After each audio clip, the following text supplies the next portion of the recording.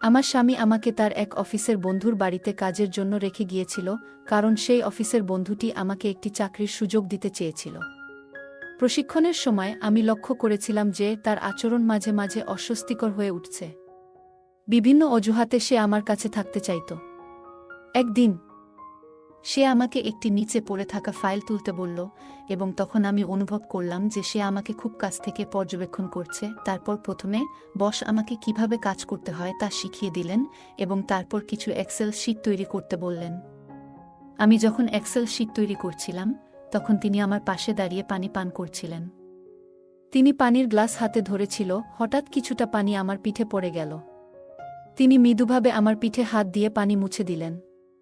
আমি ততক্ষণে কিছু বলিনি এবং কাজ চালিয়ে যেতে লাগলাম, কারণ যত তাড়াতাড়ি কাজ শিখতে পারবো তত তাড়াতাড়ি আমাকে তার অফিসে জয়েন করাবে।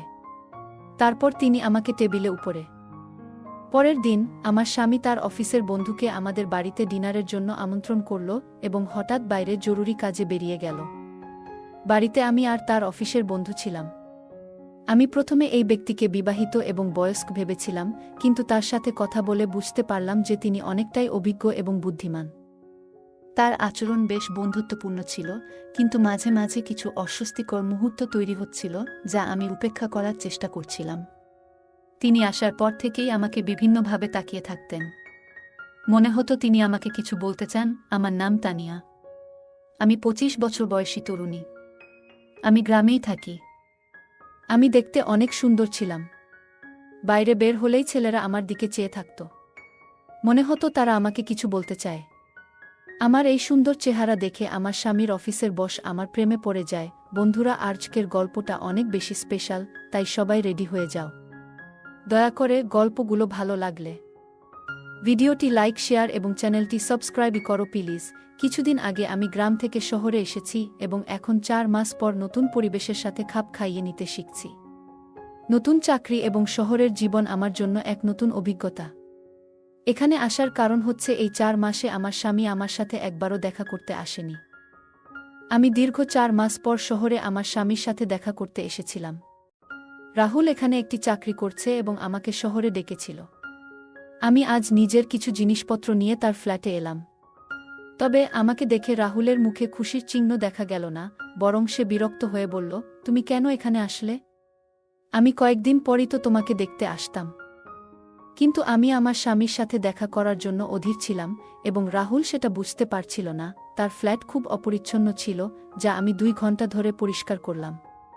পরের দিন রাহুল তার এক বয়স্ক সহকর্মীকে বাসায় নিয়ে এলো, যার পায়ে ব্যান্ডেজ ছিল। আমি রাহুলের সাথে এখনও ঠিকমতো সময় কাটাতে পারিনি। আর তখনই তার সহকর্মী এসে গেলেন।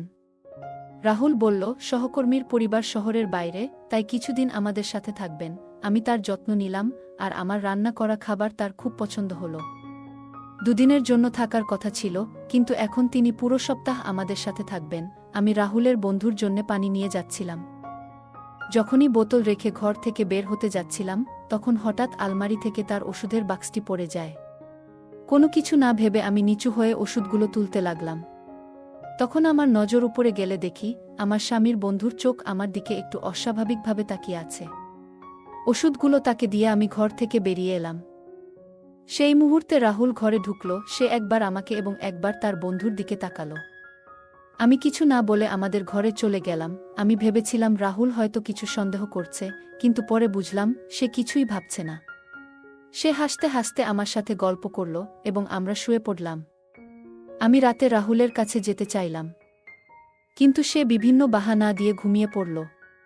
সকালে রাহুল অফিসে চলে গেল, কিন্তু তার সহকর্মী বাড়িতেই রয়ে গেলেন। সহকর্মীর খাবারের চাহিদা ছিল ভিন্ন, বিশেষ করে প্রতিদিন ভিন্ন ধরনের নাশতা, বিশেষ ইতালিয়ান খাবার চাইতেন। রাহুল কিছু টাকা দিয়ে গিয়েছিল, কিন্তু খরচ হয়ে যাওয়ায় সামান্যই অবশিষ্ট ছিল। আজকের ডিনারের জন্য পনিরের ব্যবস্থা করেছিলাম, এবং টাকাও প্রায় শেষ হয়ে গিয়েছিল। রাতে আমি রাহুলের কাছে আরও টাকা চাইতে গেলে সে রেগে বলল, আমি তো মাত্র 1000 টাকা উপার্জন করি, আমাকে কি ব্যবসায়ী ভাবছ?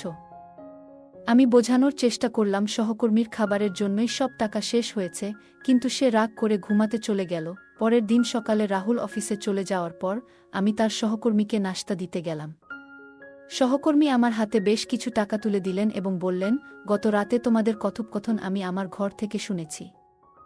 এই টাকাগুলো রেখে দাও, এবং রাহুলকে বলার দরকার নেই, আমার ঘরের খরচ চালানোর জন্য টাকা প্রয়োজন ছিল, তাই আমি সেই টাকাগুলো ফিরিয়ে দিইনি। সন্ধ্যায় রাহুল যখন বাড়ি ফিরল, তখন সে আমাকে কিছু বাড়তি টাকা দিল, কিন্তু আমি তাকে সহকর্মী থেকে পাওয়া টাকার কথা কিছুই বললাম না।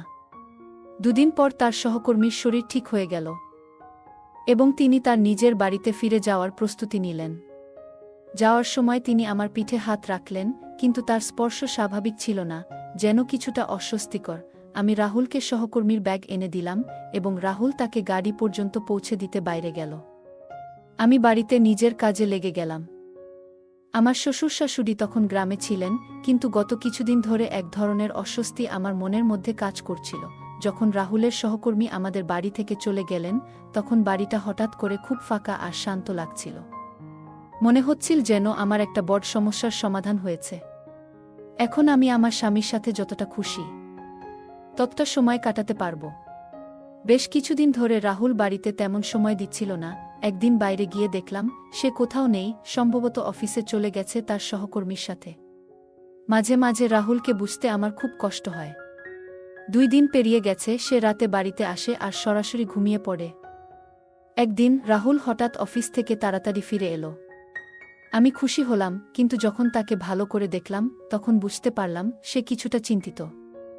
আমি তার কাছে জানতে চাইলাম, কি নিয়ে এত চাপ? সে বলল, তানিয়া, আমাদের কাল বিকালের মধ্যেই এই বাড়ি ছাড়তে হবে। গত 2 মাসের ভাড়া আমি দিতে পারিনি। বাড়িওয়ালার ফোন এসেছিল, শুধু ভাড়া নয়, তিনি বাড়ি খালি করার জন্যও বলেছেন। রাহুলের কাছে 2 মাসের ভাড়া দেওয়ার টাকা ছিল না, তাই আমি গ্রামের বাড়ি থেকে আনা সঞ্চিত কিছু টাকা তাকে দিলাম। তবুও আরও 10,000 টাকার প্রয়োজন ছিল। তখন আমি আমার সোনার কানের দুল বিক্রি করলাম, আর সেই টাকা দিয়ে ভাড়া মিটিয়ে দিলাম। কিন্তু এখন আমাদের এই বাড়ি ছেড়ে দিতে হবে, আর কোথায় যাব সেটাই চিন্তার বিষয়। ঠিক তখনই রাহুলের সহকর্মীর ফোন এলো, আর রাহুল তাকে সবকিছু জানালো। সহকর্মী আমাদের তার বাড়িতে থাকার জন্য আমন্ত্রণ জানালেন। রাহুল বলল, আমাদের থাকার ব্যবস্থা হয়ে গেছে। কিছুদিন আমরা সহকর্মীর বাড়িতে থাকতে পারব। এরপর আমি তাড়াতাড়ি আমাদের ব্যাগ গুছিয়ে নিলাম এবং আমরা তার বাড়ির উদ্দেশ্যে রওনা হলাম।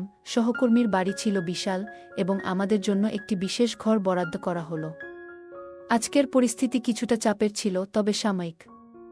আমরা নতুন করে পরিকল্পনা করতে শুরু করলাম। রাতে আমরা কোনোমতে ঘুমাতে পারলাম। পরের দিন সকালে নাস্তার পর আমি দেখলাম রাহুল তার ব্যাগে কিছু কাপড় গুছাচ্ছে। আমি জানতে চাইলাম, তুমি আলাদা করে ব্যাগ গুছাচ্ছ কেন? কোথায় যাচ্ছ? রাহুল বলল, তানিয়া, আমি কয়েকদিনের জন্য শহরে যাচ্ছি। অফিসের জরুরি কাজ আছে। শহরে গিয়ে আমি অতিরিক্ত কিছু টাকা পাব, যা আমাদের কাজে লাগবে। রাহুলের এই দৌড়ঝাঁপ দেখে আমার মায়া লাগল। সে আমাদের পরিবারের জন্য কত পরিশ্রম করছে। 2 দিনের জন্য সে বাইরে চলে গেল। তার যাওয়ার পর রাতে আমি একা ঘুমাতে পারছিলাম না। দীর্ঘ সময় ধরে আমি জেগেছিলাম, নানান চিন্তায় ডুবে। ঠিক তখনই রাহুলের অফিসের বন্ধু হঠাৎ করে আমার ঘরে এসে হাজির হলেন। তিনি বললেন, তানিয়া, তুমি ঘুমাওনি? তোমার ঘরের লাইট জ্বলছিল, তাই খোঁজ নিতে এলাম। তখন আমি তাকে বললাম, রাহুলের আয়ে সংসার চলছে না। কিভাবে সংসার চালাবো সেই চিন্তায় আছি। সহকর্মী তখন আমাকে সান্ত্বনা দিয়ে বললেন, তুমি চিন্তা করো না, আমি আছি। আমি সব ঠিক করে দেব, তবে তোমার সাহায্য লাগবে। তুমি চাইলে তোমার স্বামীর অবস্থা বদলে যেতে পারে। এতটুকু বলে তিনি আমাকে কাছে টানার চেষ্টা করলেন। আমি সঙ্গে সঙ্গে নিজেকে সরিয়ে নিলাম এবং দৃঢ়ভাবে তাকে না বললাম। আমি তাকে দূরে সরিয়ে দিয়ে বললাম, আপনি কি করছেন? এর মানে কি? তিনি বললেন, তানিয়া, আমাকে ভুল বোঝো না, আমি শুধু তোমাকে সাহায্য করতে চেয়েছিলাম। তোমাকে আমার কোম্পানিতে চাকরি দেওয়ার কথা ভাবছিলাম। আমি শান্তভাবে উত্তর দিলাম, আমার কোনো চাকরির দরকার নেই। এখন আপনি দয়া করে এখান থেকে চলে যান, আমি খুব ক্লান্ত, পরে কথা হবে। এটা বলার পর তিনি আমার ঘর থেকে বেরিয়ে গেলেন। যদিও এটা তার নিজেরই বাড়ি ছিল, তবু আমি তাকে আমার ঘরের বাইরে বের করে দিয়েছিলাম। আমার রাগটা একটু বেশিই ছিল তখন। এরপর 2 দিন কেটে গেল, আর রাহুল বাড়ি ফিরল না। আমি ফোন করে জানতে চাইলাম, তুমি কবে ফিরবে? রাহুল বলল, তানিয়া, আমি তোমার মতো ফাঁকা সময় বসে নেই। তুমি হঠাৎ করে গ্রাম থেকে শহরে চলে এলে, আর এখন তোমার জন্য আমাকে এত দৌড়ঝাঁপ করতে হচ্ছে। একা থাকলে আমি যে কোনোভাবে ম্যানেজ করতে পারতাম, কিন্তু তোমার আসার পর আমার খরচ আর টেনশন দুটোই বেড়ে গেছে। এতটুকু বলেই সে ফোনটা কেটে দিল। তার এই কথায় আমি খুব রেগে গেলাম, কারণ সে আমার অবস্থাটা বুঝতে চাইছিল না। তার চোখে আমার ভালোবাসা ধরা পড়ছিল না। আমি ভাবতে লাগলাম কিভাবে রাহুলের এই টেনশন কমানো যায়। ঠিক তখনই তার সহকর্মীর কথা মনে পড়ল। একমাত্র তিনিই হয়তো আমাদের সাহায্য করতে পারেন, কারণ অর্থের সমস্যার সমাধান তার মাধ্যমেই হতে পারে। রাহুলের সহকর্মী তখন বাড়ি থেকে কাজ করছিলেন। দুপুর প্রায় ৩টা বেজে গেছে। আমি তার রুমে ঢুকলাম। আমি তাকে বললাম, আপনি তো কাল আমাকে কিছু নতুন কাজ শেখানোর কথা বলেছিলেন, তাই না? তিনি মৃদু হেসে আমার দিকে তাকিয়ে বললেন, তানিয়া, তুমি খুব বুদ্ধিমতী, তোমার বুঝতে দেরি হয়নি। বস বললেন, আমি তোমাকে মাসিক ২৫,০০০ টাকা বেতন দেব। কাজটি কি হবে সেটা আমি এখন তোমাকে আমার কম্পিউটারে দেখাচ্ছি। আমি জানতাম এই সুযোগ পেয়ে রাহুল নিশ্চয়ই খুশি হবে। যদি আমার কাজের মাধ্যমে সংসারে কিছু অতিরিক্ত অর্থ আসে, তবে তাতে কারো খারাপ লাগার কথা নয়। সেই দিন থেকেই আমি কাজ শিখতে আগ্রহী হয়ে উঠলাম। বস আমাকে তার চেয়ারে বসতে বললেন এবং কম্পিউটার ব্যবহার শেখানো শুরু করলেন। প্রথমে তিনি আমাকে মাউসটি ধরিয়ে দিলেন এবং কিভাবে ব্যবহার করতে হয় তা দেখালেন। আমি একটু নার্ভাস ছিলাম, কিন্তু তিনি আমাকে আশ্বস্ত করলেন, চিন্তা করো না, ধীরে ধীরে সবকিছু শিখে যাবে। প্রথম দিন বলে বস শুধু অর্ধেক ঘন্টার জন্য আমাকে শেখালেন। এরপর আমি রাত্রে বসের বাড়ির রান্নাঘরে গিয়ে দেখলাম যে সেখানে কাজের মেয়ে রান্না করছে। আমার কোনো বিশেষ কাজ ছিল না, তাই তার সাথে কিছুক্ষণ কথা বললাম। এভাবেই আমার নতুন কাজ শুরু হলো, প্রতিদিন একটু একটু করে শেখা এবং নতুন কিছু জানার আগ্রহে। আমাকে দেখে সে বলল, আপনি খুবই সুন্দর, মালকিন। আপনি আসার পর থেকেই আপনার সাথে কথা বলতে চেয়েছিলাম, কিন্তু সুযোগ পাইনি। আমি হেসে বললাম, তোমার নাম কি? এবং ধীরে ধীরে তার সাথে কথা বলা শুরু করলাম। আমি বসের পরিবারের বিষয়ে জানতে চাইলাম। ঠিক সেই মুহূর্তে বস তাকে ডাকলেন, আর সে দ্রুত একটি গ্লাস পানি নিয়ে বেরিয়ে গেল। রাতে ঘুমানোর আগে বস আমার রুমে এলেন হাতে আইসক্রিম নিয়ে। ছোটবেলা থেকেই আমি বিভিন্ন খাবারের প্রতি দুর্বল ছিলাম, কিন্তু অর্থনৈতিক সমস্যার কারণে প্রায়ই নিজের পছন্দের খাবার খেতে পারতাম না। বসের বাড়িতে সেই সমস্যা ছিল না, এখানে খাওয়া দাওয়ার কোনো অভাব ছিল না। আমরা একসাথে বসে আইসক্রিম খেতে শুরু করলাম। কথা বলতে বলতে আমি বসকে তাদের পরিবারের বিষয়ে জিজ্ঞাসা করলাম। তখন বস শান্তভাবে তার পরিবারের কিছু গল্প শোনালেন। এভাবে আমাদের মধ্যে কথোপকথন চলতে থাকল, আর আমি তার কাছ থেকে অনেক কিছু জানার সুযোগ পেলাম। তিনি বললেন, কয়েক বছর আগে আমার স্ত্রী আমাকে ছেড়ে চলে গেছেন। আমার একটি মেয়ে এবং একটি ছেলে আছে। মেয়েটি বিদেশে থাকে, কারণ তার বিয়ে হয়ে গেছে, আর ছেলেটি পড়াশোনার জন্য বিদেশে গেছে। আমি এখানে আমার কোম্পানির দায়িত্ব সামলাই। তিনি তার পরিবারের সম্পর্কে বিস্তারিত জানালেন। তারপর আমাকে বললেন, তানিয়া, তুমি আমাকে বারবার বস বলে ডেকে ওঠো, যা আমার পছন্দ হচ্ছে না। তুমি আমার নাম ধরে ডাকতে পারো। কিছুদিন পর তোমাকে অফিসে কাজ শুরু করতে হবে, তখন তোমার পোশাক পরিচ্ছদ ঠিকঠাক হওয়া দরকার। আমি তোমাকে একটি ভালো পদে রাখব, তাই তোমাকে নিজেকে আরও পরিপাটি রাখতে হবে। বস ৫০ বছর বয়সেও নিয়মিত শরীরচর্চা করতেন এবং খুবই ফিট ছিলেন। আমি সাধারণ ড্রেস পরে তার সাথে ব্যায়াম করতে দাঁড়ালাম। সেদিন আমার প্রশিক্ষণের দ্বিতীয় দিন ছিল। বস আমাকে একটি ড্রেস দিলেন এবং বললেন, প্রশিক্ষণের সময় এটা পরিধান করে আসো। এতে তোমার অফিসের পরিবেশে মানিয়ে নিতে সুবিধা হবে এবং ধীরে ধীরে ইউনিফর্মের অভ্যাস হয়ে যাবে। কিন্তু ড্রেসটি হাঁটুরও উপরে এবং খুবই ছোট ছিল, যা আমার পছন্দ হয়নি। তাই আমি সিদ্ধান্ত নিলাম যে সেটা না পরে সঠিকভাবে একটি শাড়ি পরে আসব। প্রথমে বস আমাকে কিভাবে কাজ করতে হয় তা শিখিয়ে দিলেন এবং তারপর কিছু এক্সেল শিট তৈরি করতে বললেন। আমি যখন এক্সেল শিট তৈরি করছিলাম, তখন তিনি আমার পাশে দাঁড়িয়ে পানি পান করছিলেন। তিনি পানির গ্লাস হাতে ধরেছিল। হঠাৎ কিছুটা পানি আমার পিঠে পড়ে গেল। তিনি মৃদুভাবে আমার পিঠে হাত দিয়ে পানি মুছে দিলেন। আমি ততক্ষণে কিছু বলিনি এবং কাজ চালিয়ে যেতে লাগলাম, কারণ যত তাড়াতাড়ি কাজ শিখতে পারবো তত তাড়াতাড়ি আমাকে তার অফিসে জয়েন করাবে। অর্ধেক ঘন্টার প্রশিক্ষণ শেষে যখন আমি তার রুম থেকে বেরিয়ে আসতে যাচ্ছিলাম, তিনি আমাকে থামিয়ে বললেন, সন্ধ্যা ৭টায় তৈরি হয়ে নিও, আমাদের এক কর্মচারীর পার্টিতে যেতে হবে। যেহেতু আমাকে শীঘ্রই অফিসে কাজ শুরু করতে হবে, তাই কিছু সহকর্মীর সাথে পরিচিত হওয়ার জন্য পার্টিতে যাওয়া জরুরি ছিল। আমি পার্টিতে যাওয়ার জন্য রাজি হলাম। সন্ধ্যায় আমি একটি সুন্দর শাড়ি পরে নিজেকে প্রস্তুত করলাম এবং আমরা পার্টিতে পৌঁছালাম। সেখানে নিশা নামের একটি মেয়ের পার্টি আয়োজন করা হয়েছিল। বসকে দেখেই নিশা এগিয়ে এসে তাকে আলিঙ্গন করল এবং তার নাম ধরে ডেকে খুব সহজভাবেই কথাবার্তা বলছিল। তাদের মধ্যে বন্ধুত্বপূর্ণ আলোচনা চলতে থাকল এবং কিছুক্ষণ পর সে চলে গেল। নিশার পেছন পেছন আমি গিয়ে তাকে থামালাম এবং জিজ্ঞাসা করলাম, তুমি বসের সাথে এত সহজে কথা বলতে পারো কিভাবে? তুমি কি অনেক দিন ধরে এখানে কাজ করছো? নিশা বলল, বসের পছন্দ হলো তার চেয়ে কম বয়সী মেয়েদের সাথে বন্ধুত্ব করা। যদি সম্পর্ক ভালোভাবে বজায় রাখা যায় তাহলে কিছু দিনের মধ্যেই ভাগ্য বদলে যেতে পারে। এই বড় পার্টি আমি আমার নিজস্ব উপার্জন দিয়ে দিয়েছি।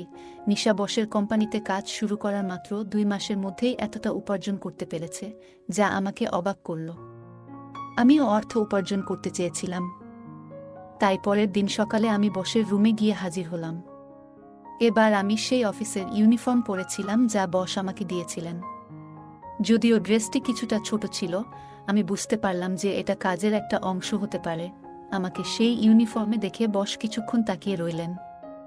আজ আমি সময়মতো এক্সেল শিটের কাজ শেষ করেছিলাম, আর তিনি আমাকে প্রশংসা করলেন। তখন আমি উঠে গিয়ে তাকে আলিঙ্গন করলাম এবং বললাম, আরিয়ান, এটা সব আপনার জন্যই সম্ভব হয়েছে। আপনি খুব সহজভাবে আমাকে সবকিছু শিখিয়েছেন। আমি প্রথমবার তার নাম ধরে ডাকলাম, আর তিনি বুঝতে পারলেন যে আমি তার বন্ধুত্ব গ্রহণ করেছি। রাতে তিনি আমাকে ডিনারের আগে ছাদে যেতে বললেন। তার ছাদে সুন্দর একটি বাগান ছিল এবং এক কোণে একটি ছোট বারো ছিল। সেখানে পৌঁছানোর পর তিনি শ্যাম্পেন খুললেন এবং উদযাপন শুরু করলেন। তিনি বললেন, এই শ্যাম্পেন আমাদের বন্ধুত্বের জন্য। আমি লক্ষ্য করলাম যে পার্টিতে নিশা এবং আরও কিছু মেয়ে ড্রিঙ্ক করছিল। আরিয়ান যখন আমাকে একটি ড্রিঙ্ক অফার করলেন, আমি তাকে না বললাম না। ড্রিঙ্ক করার পর আমার মাথা একটু ঘোরাতে লাগলো এবং সবকিছু অস্পষ্ট হয়ে গেল। তবুও আমি আরও 2 গ্লাস পান করলাম। রাতের খাবার না খেয়েই আমরা ঘুমিয়ে পড়লাম। সকালে সূর্যের আলো চোখে পড়তেই আমার ঘুম ভাঙল। রাতে আমরা নেশাগ্রস্ত ছিলাম, আর আমি এবং আরিয়ান ছাদের একটি ঘরে ঘুমিয়েছিলাম। কিভাবে সেখানে পৌঁছলাম সেটাও আমার মনে নেই। আমরা একে অপরের কাছাকাছি শুয়েছিলাম, কিন্তু আমি তাকে ঘুম থেকে না জাগিয়ে চুপচাপ সেখান থেকে বেরিয়ে এলাম। ছাদ থেকে নিচে নামতেই দেখলাম বাড়ির কাজের মেয়ে আমাকে নির্দিষ্টভাবে লক্ষ্য করছে। আমার ঘরে গিয়ে আয়নায় নিজের দিকে তাকালাম, দেখলাম আমার লিপস্টিক একটু ছড়িয়ে গেছে। আমি ভেবেছিলাম হয়তো ঘুমের মধ্যে এটা হয়েছে, তাই সেটার দিকে খুব একটা মনোযোগ না দিয়ে নিজেকে প্রস্তুত করতে লাগলাম। যখন আমি নিজের ঘর থেকে বেরিয়ে এলাম তখন দেখি আরিয়ান ছাদ থেকে নামছেন। তিনি যখন তার রুমের দিকে যাচ্ছিলেন তখন আমার নজর তার শার্টের দিকে গেল। দেখলাম আমার লিপস্টিকের দাগ তার শার্টে লেগে আছে। বাড়ির কাজের মেয়েটিও তাকিয়েছিল, হয়তো সেও সেটাই দেখছিল যা আমি দেখেছি। আমি ভাবলাম, তার দিকে মনোযোগ দেওয়ার কোনো প্রয়োজন নেই। আমি নিজেকে শান্ত রাখলাম এবং স্বাভাবিক থাকার চেষ্টা করলাম। আমি এই কয়েকদিন ধরে লক্ষ্য করছিলাম যে প্রায় 15 দিন হয়ে গেছে, কিন্তু আমার আর রাহুলের মধ্যে কোনো যোগাযোগ হয়নি। আজ আশা ছিল যে সে আমাকে ফোন করবে, কিন্তু গত 15 দিনে আমি রাগ করে তাকে ফোন করিনি। এই সময়ের মধ্যে আমি অনেক বদলে গিয়েছিলাম। এখন আমার মূল লক্ষ্য ছিল অর্থ উপার্জন করা, এবং সেই প্রক্রিয়া শুরু হয়ে গিয়েছিল গত রাত থেকেই। সন্ধ্যায় বস আমার জন্মদিন উদযাপন করলেন। কিভাবে যেন তিনি আমার জন্মদিনের কথা জেনে গিয়েছিলেন, অথচ রাহুলের এ বিষয়ে কোনো খেয়াল ছিল না। আমি বুঝতে পারছিলাম যে আমি আমার ভালোবাসার ব্যাপারে কিছুটা বিভ্রান্ত ছিলাম। আমার জন্মদিনটা বেশ ভালোভাবে কাটল। সেই রাতে আরিয়ান আমার ঘরে এলেন এবং আমাকে উপহার হিসেবে সোনার ঝুমকা দিলেন। তিনি বললেন, গত কয়েকদিন ধরে দেখছি তোমার কানে খুব সাধারণ ঝুমকা আছে, এতে তোমার সৌন্দর্য কিছুটা কমে যাচ্ছে। এরপর তিনি নিজ হাতে আমার কানে ঝুমকা পরিয়ে দিলেন। তার আমার সৌন্দর্যের প্রতি এতটা যত্ন ছিল, যেখানে রাহুল কখনো আমার জন্য একটি শাড়িও কেনেনি, এমনকি আমার জন্মদিনও ভুলে গিয়েছিল। অনেক পুরুষ বিয়ের পর প্রথম বছর স্ত্রীকে মায়ের বাড়ি যেতে দিতে চান না, কিন্তু এখানে রাহুল আমাকে বসের বাড়িতে ছেড়ে দিয়ে নিজে অন্য শহরে চলে গিয়েছিল। রাহুলের অনুপস্থিতিতে আরিয়ান আমার সব চাহিদা পূরণ করছিলেন, আর রাহুল যেন এসব নিয়ে কোনো ধারণাই ছিল না। সেই রাতে আমি আরিয়ানকে ধন্যবাদ জানালাম, কারণ তিনি আমার জন্মদিনকে বিশেষ করে তুলেছিলেন। আমার জন্মদিন খুব ভালোভাবে উদযাপন করা হয়েছিল, এবং আরিয়ান আমাকে একটি সুন্দর উপহার দিয়েছিলেন। পরের সকালে আমি আরিয়ান এর সাথে ব্যায়াম করছিলাম, তখন সকাল 8টা বাজে। হঠাৎ দেখি রাহুল বাড়িতে এসে হাজির। আমাকে বসের সাথে ব্যায়াম করতে দেখে সে অবাক হয়ে তাকিয়ে রইল, কারণ আমি যেই জিম স্যুট পরেছিলাম সেটি শরীরের সাথে সম্পূর্ণ লেগেছিল। রাহুলকে দেখে আমি তাড়াতাড়ি আমার ঘরে চলে গেলাম। কিছুক্ষণ পর সে ঘরে এসে আমাকে আলিঙ্গন করল এবং বলল, হ্যাপি বার্থডে তানিয়া। তার কাছ থেকে এই শুভেচ্ছা শুনে আমার কিছুই মনেই হল না, কারণ আমার জন্মদিনের দিন সে একটি ফোনও করেনি। সারাদিন আমি তার সাথে তেমন কথাও বলিনি। সন্ধ্যায় হোলির পূজা করার সময়ও আমি একাই গিয়েছিলাম। পরের দিন ছিল দোলযাত্রা, আর আরিয়ান তার বাড়িতে একটি অনুষ্ঠানের আয়োজন করেছিলেন। তার কোম্পানির অনেক কর্মচারী সেখানে উপস্থিত ছিলেন। রাহুল এসে আমাকে রং লাগালো, কিন্তু আমি তাকে রং না লাগিয়ে আরিয়ানের কাছে চলে গেলাম। আমি তার গালে রং লাগালাম, আর তিনিও আমার মুখে রং লাগালেন। আমাদের মধ্যে বেশ মজার মুহূর্ত কাটছিল। যখন আমরা রং খেলছিলাম, তখন রাহুল হঠাৎ আমাদের দিকে এগিয়ে এলো। তাকে দেখে আমি আরিয়ানের থেকে একটু দূরে সরে গেলাম। পরে আমি এক পাশে দাঁড়িয়ে মঠা পান করছিলাম, তখন হঠাৎ করে আমার আর আরিয়ানের দৃষ্টি একসাথে মিলল। তিনি আমাকে কিছু ইঙ্গিত করলেন, যা আমি খুব ভালোভাবে বুঝতে পারলাম। দোলযাত্রার রং যেন আরিয়ান এর উপর বেশ চেপে বসেছিল। তার ইঙ্গিতটি বুঝেই আমি চারপাশে তাকালাম। দেখলাম রাহুল তার কিছু বন্ধুদের সঙ্গে কথাবার্তা বলছে, আর তার নজর আমার দিকে ছিল না। এটা দেখে আমি সরাসরি বাড়ির ভেতরে চলে গেলাম এবং আরিয়ান এর ঘরে গিয়ে তার অপেক্ষা করতে লাগলাম। ঘরে ঢুকে আমি দরজাটা বন্ধ করে দিলাম এবং তাকে আলিঙ্গন করলাম। আরিয়ান আমার হাত ধরে ঠান্ডা পানীয় তুলে দিলেন। আমি দু-এক চুমুক খেয়ে গ্লাসটি একপাশে সরিয়ে রাখলাম। এরপর তিনি ধীরে ধীরে আমার মুখ স্পর্শ করলেন, আর মনে হচ্ছিল যেন আমি তার এক ভিন্ন দিক দেখতে পাচ্ছি। তার মধ্যে এক অদ্ভুত উচ্ছ্বাস কাজ করছিল। আমাদের সেই মুহূর্তের মাঝে হঠাৎ দরজা খুলে গেল, এবং সেখানে রাহুল দাঁড়িয়ে ছিল। আমাকে এবং আরিয়ানকে একসঙ্গে দেখে তার মুখে অস্বস্তি আর রাগের ছাপ পড়ে গেল। তিনি রাগের কণ্ঠে বললেন, তুমি আমাকে দূরে সরিয়ে রেখেছিলে এজন্য? এখন তোমার বসের প্রতি এমন আকর্ষণ? তোমার কি কোনো অনুশোচনা নেই? তার কথা শুনে আমি বিস্মিত হলাম। সে মোবাইলটা তুলে নিয়ে বলল, আমি তোমার ভিডিও করে সবাইকে পাঠিয়ে দেব, যাতে সবাই জানতে পারে তুমি কেমন সতীসাধ্বী। তার এই কথা শুনে আমি তার হাত থেকে মোবাইলটি ছিনিয়ে নিলাম এবং তাকে একটি থাপ্পড় দিলাম। আমি বললাম, চোরের মন চুরি নিয়ে ব্যস্ত থাকে রাহুল। তুমি কি ভেবেছিলে আমি তোমার আসল রূপ চিনতে পারব না? তুমি কিভাবে এতটা নিচে নামতে পারলে? তোমার কোনো লজ্জা নেই, তাই না? তুমি আমাকে 15 দিনের জন্য তোমার বসের কাছে ছেড়ে দিয়ে গিয়েছিলে। তখনই আমি বুঝেছিলাম সবকিছু পরিষ্কার হয়ে গিয়েছিল। কয়েকদিন আগে তোমার মোবাইলে আমি সেই মেসেজগুলো দেখেছি, যেখানে আমার পাঠানো ছবি ছিল। কোনোদিন কল্পনাও করতে পারিনি যে তুমি টাকা রোজগারের জন্য এমন কাজ করবে। তুমি কিভাবে পারলে? তুমি 15 দিনের জন্য আমাকে তোমার বসের হাতে তুলে দিয়েছিলে। তোমার কাছে আমি কিছু না, এটা দেখে খুব কষ্ট পেলাম। তোমার এতটা নিচে নামার কথা ভাবিনি। কয়েকদিন আগে তোমার বসের সঙ্গে আমি তাদের বাড়ির ছাদের বাগানে ছিলাম। তখনই তোমার কাছ থেকে তার কাছে একটি মেসেজ আসে। সেখানে তুমি আরও টাকার দাবি করেছিলে এবং বলেছিলে স্ত্রীর সঙ্গে আরও একটি রাত কাটিয়ে নাও, তারপর টাকা পাঠিয়ে দিও। কিন্তু সেই রাতে আমার সামনে সবকিছু পরিষ্কার হয়ে যায়।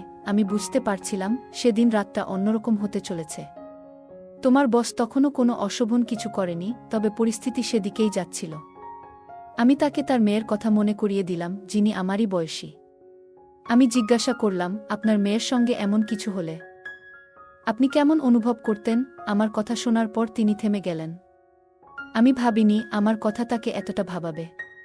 তিনি সঙ্গে সঙ্গে ক্ষমা চাইলেন এবং এরপর থেকে আমাকে সম্মান করা শুরু করলেন, যেন আমি তার নিজের মেয়ের মতো। আমি তোমার মতো মানুষের জন্য উপযুক্ত নই, এটা সবার কাছেই স্পষ্ট। তোমার বস তোমাকে চাকরি থেকে বাদ দিতে চেয়েছিলেন, কিন্তু আমি তাকে থামিয়েছিলাম, কারণ আমি দেখতে চেয়েছিলাম তুমি টাকার জন্য কতদূর যেতে পারো। নিজের স্বার্থে মত্ত থেকে টাকা অর্জনই তোমার লক্ষ্য ছিল। এখন আমি আর তোমার সাথে থাকতে পারছি না। আমি ডিভোর্স দিচ্ছি। রাহুল আমার পায়ে ধরে ক্ষমা চাইতে লাগল, কিন্তু লাভ নেই। সে আমার বিশ্বাস ভেঙেছে। তাই আমি ডিভোর্স দিয়েছি এবং আরিয়ান তাকে চাকরি থেকে বরখাস্ত করেছে।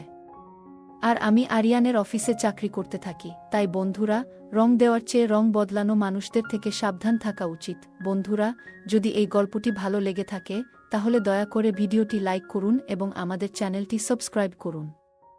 পাশে থাকা বেল আইকনটি প্রেস করুন, যাতে করে আমরা যখনই নতুন ভিডিও আপলোড করি, তার নোটিফিকেশন সবার আগে আপনার কাছে পৌঁছে যায়। ধন্যবাদ, দেখা হবে আমাদের পরবর্তী ভিডিওতে।